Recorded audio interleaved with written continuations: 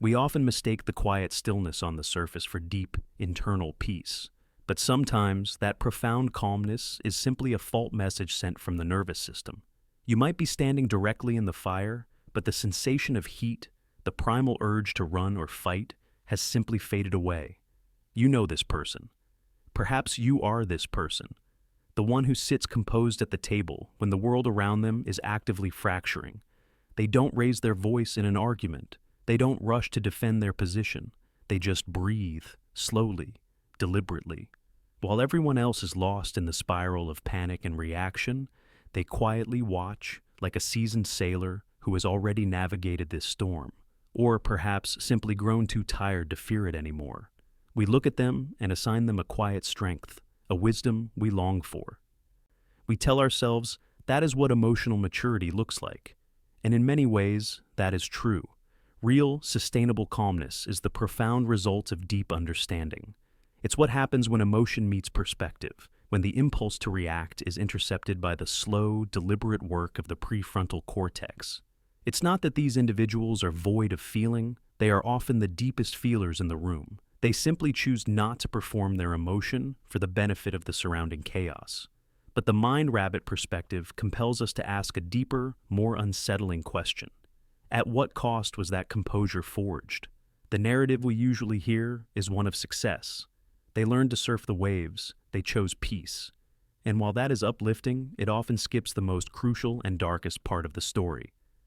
The truth is that people who achieve this level of profound calm were not born masters of stillness. They became that way because they were, once, masters of chaos. They were the overthinkers, the chronic worriers, the people who cared too much, tried too hard to control every outcome, to fix every relationship, and to please every single person in their orbit.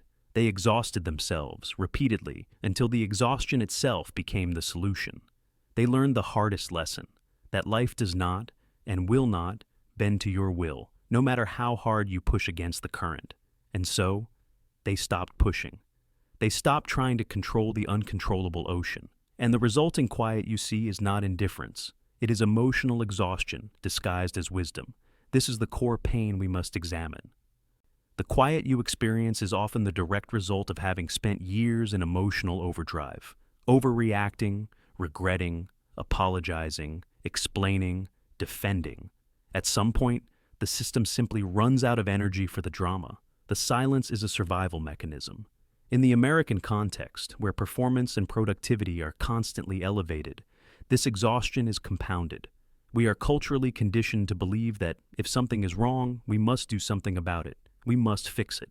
When our attempts to fix our external world, our jobs, our finances, our relationships, fail, we turn that hypervigilance inward, trying to police our own feelings. We become the ultimate emotional micromanagers, and the eventual collapse, the profound quiet, is the nervous system's forced retirement from the managerial role. It is a necessary shutdown.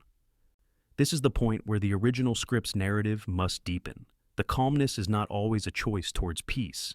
It is sometimes a desperate retreat into numbness. It is the body saying, I can no longer afford to care about everything.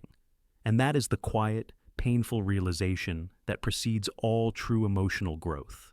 You've probably noticed it in yourself or others. That strange quietude when something truly awful happens. The moment when the shock has passed and you realize you have no emotional currency left to spend on panic. You just stare blankly, process the logistics, and move. The internal landscape is vast, but the emotional thermometer is stuck at 0. This is the unfelt temperature, and it defines the deeper psychological struggle of the perpetually calm. This journey towards stillness begins not with meditation, but with despair. It begins with the heavy realization that your well-meaning, emotionally volatile efforts have only made things worse. Imagine a construction site in your mind. For years, you built your emotional foundation out of soft materials, hope, excitement, vulnerability, and sheer effort. Every time a disagreement arose, every time a relationship fractured, every time a professional goal was missed, a powerful storm would rage through.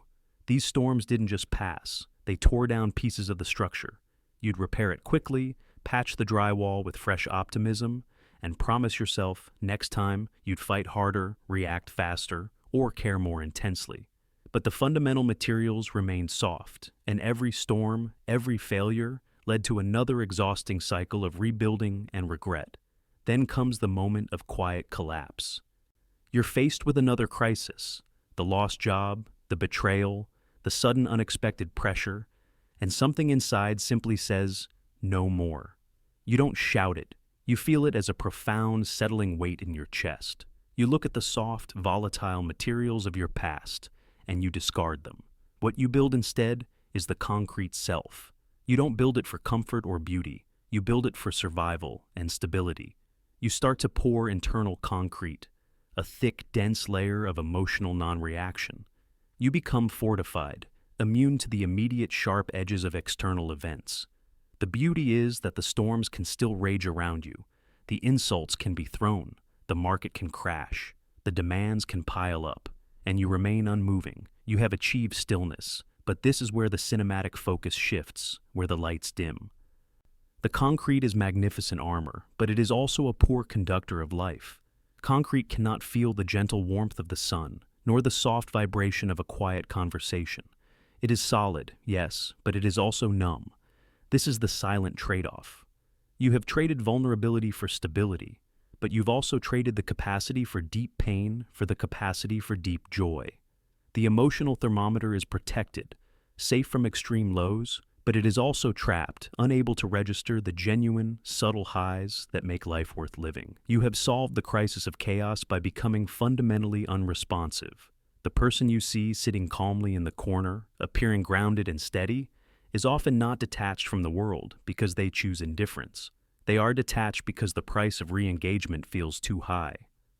Re-engagement means risking the softening of the concrete, risking the return to the painful, volatile materials of the past.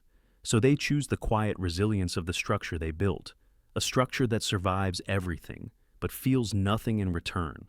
This calmness, therefore, is a monument to past hurt. It is a defense mechanism that evolved into a discipline, and understanding this origin, this silent surrender to emotional hardening, is the only way to genuinely unlock the next layer of truth about this state. It's the silence that speaks volumes about the battles they no longer have the energy to fight. To truly understand this self-imposed stillness, we must move beyond the metaphor of the concrete self and look at the actual wiring within the brain. This is where the profound psychological mechanism of calmness reveals its roots in raw biology. The perpetual calmness, especially when it feels heavy or forced, is often the behavioral expression of a nervous system that has spent too long in the state of hyperarousal. The key players here are the amygdala, the brain's fear and emotional response center, and the prefrontal cortex, PFC, the rational, executive decision maker.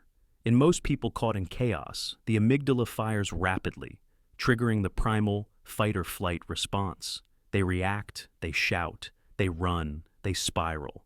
But in the perpetually calm individual, particularly those who've survived intense or prolonged emotional strain, the system doesn't shut down the amygdala completely.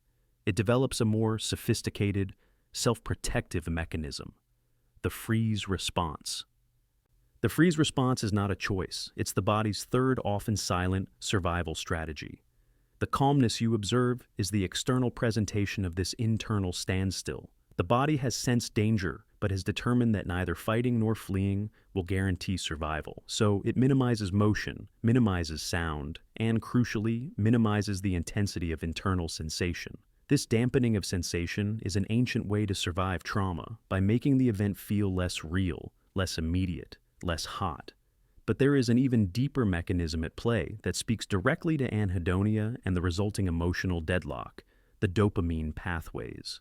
Dopamine is the neurotransmitter responsible for motivation, reward, and the anticipation of pleasure. In people who have repeatedly sought external fixes, control, validation, achievement, only to be met with disappointment, rejection, or failure, the brain's reward system can become fundamentally desensitized or exhausted. When you try, fail, and feel intense pain, the brain learns that the effort is not worth the emotional cost. Over time, the dopamine pathways, which are meant to provide the motivational spark to engage with the world, are essentially turned down. The external result? You stop pursuing things with intensity.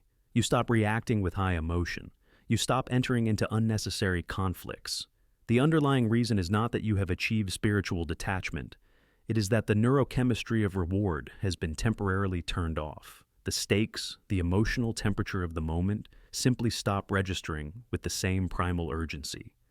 The profound calmness is thus rooted in a state of low motivational energy, a silent, chemical surrender to the reality that caring about everything is simply too expensive. This is why the calmness often feels heavy, almost hollow. It's not the peace of a mountaintop, it's the quiet of a deactivated circuit board, and that scientific truth is the first step toward understanding how to safely re-engage the system. The original script correctly identifies calmness as an armor, but we must look closely at what this armor protects and what it simultaneously suffocates. The psychological cost is not merely a lack of joy. It is a profound detachment from the necessary friction of human experience. This armor is often constructed under the umbrella of high-functioning burnout. You look fine from the outside. You are productive. You manage logistics. You meet deadlines. You are the rock in your family or your workplace. Yet, internally, the system is running on empty, sustained only by the momentum of discipline, not by the fuel of genuine engagement. The stillness you project is simply the external manifestation of an internal evacuation. You've moved all the furniture out of the main room of your mind, and now you stand guard over an empty, quiet space.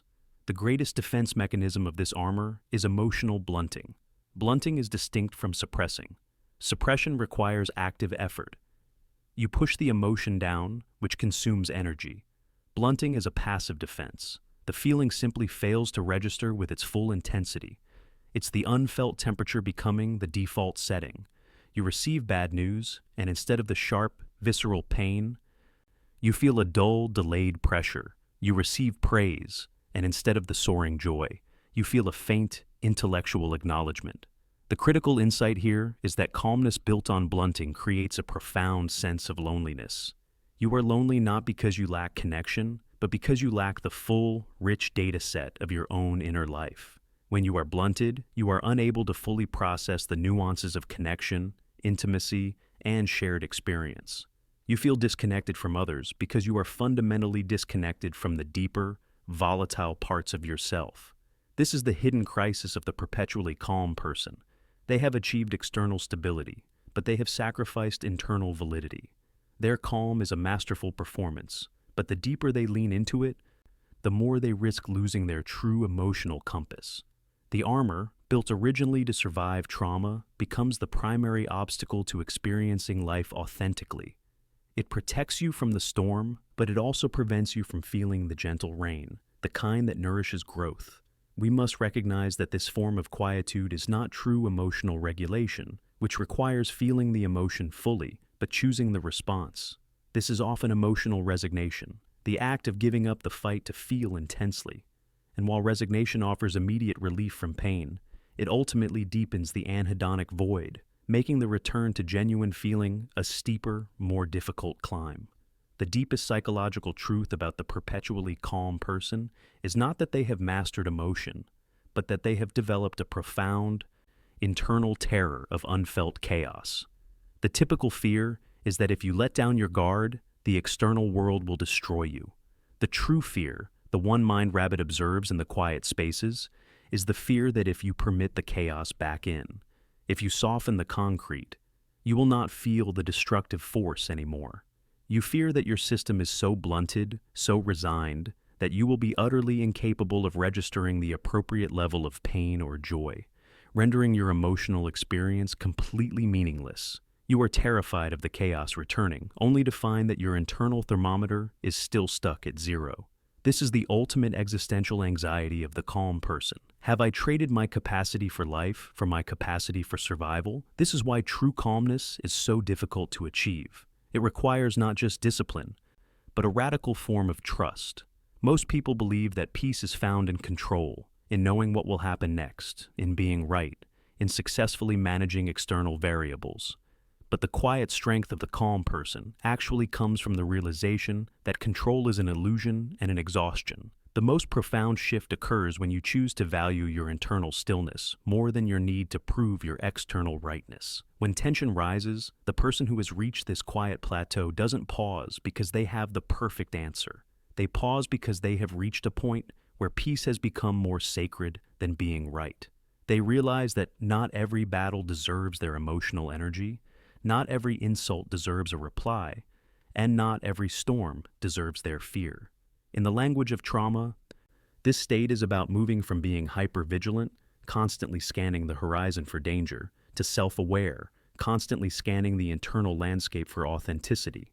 The calm person has learned to listen to the whispers of their mind, not the shouts of the world. They understand their triggers. They recognize their patterns. They have learned that peace isn't found in a perfect life, but in a disciplined mind, a mind trained to pause between the feeling and the reaction. And this pause, that tiny invisible gap between stimulus and response, is the true engine of their quiet power. They have stopped trying to win the external fight and started focusing on winning the internal fight for emotional sovereignty. This doesn't make them cold. It makes them fiercely protective of their own remaining psychological reserves. The calmness we are dissecting is not merely a psychological trick. It is a profound mastery of time and perspective. While most people are trapped in the immediacy of the moment, the urgency of the text message, the heat of the slight, the fear of the quarterly report, the calm individual operates on a different temporal plane. They understand that time reveals what emotion hides. They know that rushing to closure is the fastest way to misunderstand a situation. Therefore, their quiet is not inaction. It is wisdom disguised as delay. They allow things to breathe, knowing that truth doesn't need to be forced. It simply unfolds. This brings us to the core concept of response flexibility. Most people, when faced with a stimulus, an insult, a setback, have a single, programmed, often inherited response: anger, self-pity, deflection. The calm person has built a space, that pause we discussed, where they can choose from a menu of responses, or perhaps choose no response at all. They don't suppress the emotion, they channel it. They let the energy move through them without letting it destroy them. This skill is profoundly visible in how they perceive problems. While others see chaos, the calm mind is trained to zoom out. They see patterns where others see random events. They see lessons where others see only problems. They understand that most endings are simply beginnings disguised as change.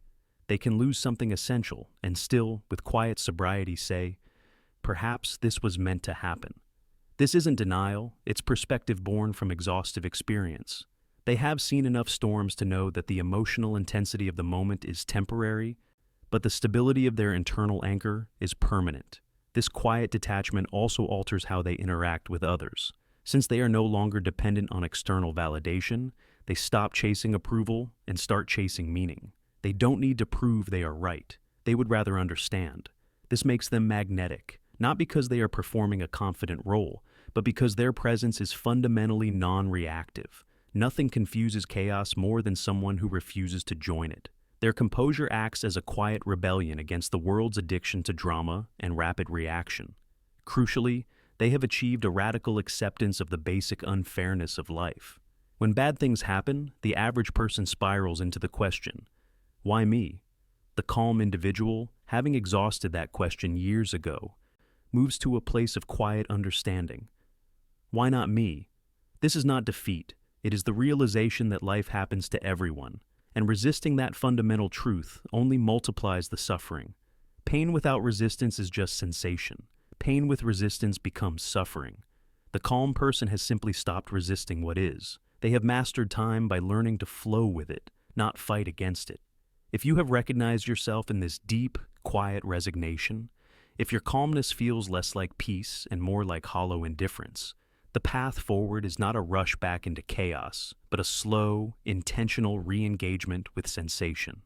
The goal is not to fix the world, but to gently coax the emotional thermometer back above zero. MindRabbit does not offer clinical advice or motivational cliches. We offer a guide to introspection. The first step toward healing this anhedonic peace is to stop resisting the subtle, quiet, uncomfortable feelings that you have trained yourself to ignore. Your life has been dedicated to minimizing high-stakes emotions, rage, panic, ecstasy. Now, you must turn your attention to the low-stakes emotions, the gentle, mundane currents that signal you are still alive, not just surviving. Reacquaint yourself with discomfort. True peace is not the absence of problems. It is the ability to face problems without losing yourself. Begin by allowing yourself to feel low-grade discomfort. When you are bored, sit in the boredom instead of reaching for the phone.